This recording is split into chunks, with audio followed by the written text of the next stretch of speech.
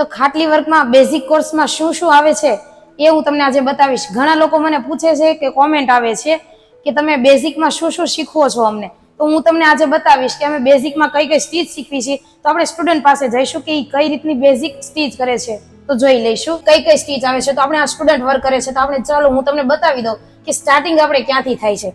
તો સૌથી પહેલા સ્ટાર્ટિંગ અહીંયાથી થાય છે સાંકળીથી. પછી આવે છે ઝિગઝેગ, તો કે ડબલ સાઇડ ઝિગઝેગ કઈ રીતે કરવી એ આવે છે.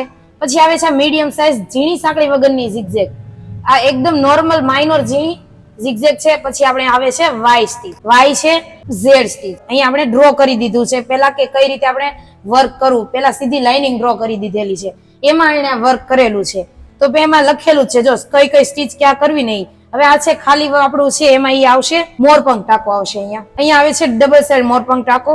પછી અહીંયા એરો સ્ટીચ આવશે, બેલ્ટ આવશે. અહીંયા જે આ છે ફ્લાવર, કસબનું ફ્લાવર કઈ રીતે કરવું, કઈ રીતે રેશમનું ફ્લાવર કરવું, સિંગલ સાઇડ પાન કઈ રીતે કસબમાં કરવા, કઈ રીતે રેશમમાં કરવા, કઈ રીતે ડબલ સાઇડ વાળા પાન કરવા કસબમાં રેશમમાં. આવી રીતે બેઝિક નોલેજ તમને ડેઈલી ટુ ડેઈલી અપડેટ કરતા રહીશું. આ રીતે બધી આપણી સ્ટીચ આવશે.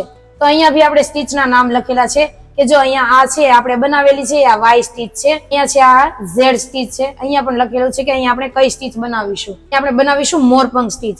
એ નેક્સ્ટ વિડીયોમાં હું તમને બતાવીશ કે કઈ સ્ટીચ આપણે કેવી રીતે બનાવી છે.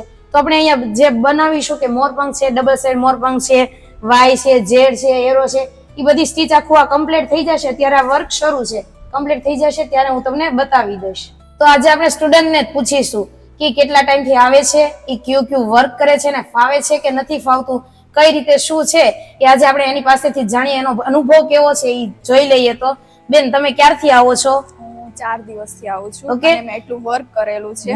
સ્ટાર્ટિંગ ક્યાંથી કરી હતી તમે? સાંકળીથી. Okay. સાંકળીથી. આ ઝિગઝેગ છે, ડબલ સાઇડ ઝિગઝેગ, ઝીણી ઝિગઝેગ, વાય એન્ડ ઝેડ. બસ હું આટલી સ્ટીચ શીખી ગઈ છું અને મને મજા આવે છે શીખવાની. તો હવે તમને ખબર પડી હશે કે બેઝિકમાં કઈ કઈ વસ્તુ આવે છે. આ બધી વસ્તુ આવી જાય છે બેઝિકમાં, બરાબર. હવે તમને જો આમાંથી કાંઈ પણ વસ્તુની ખબર ના પડે કે તમને ના સમજાણું હોય તો તમે કેપ્શનમાં જોઈ શકો છો. અમે કેપ્શનમાં બધી સ્ટીચના નામ લખી દઈશું. તો તમે વધુ ઇન્ફોર્મેશન માટે નીચે આપેલા નંબર પર કોલ કરી શકો છો અને વધુ માહિતી મેળવી શકો છો. જો તમને કાંઈ ન સમજાય ને ક્યાંય ક્વેરી હોય તો તમે એની ટાઈમ ગમે ત્યારે ફોન કરી શકો છો.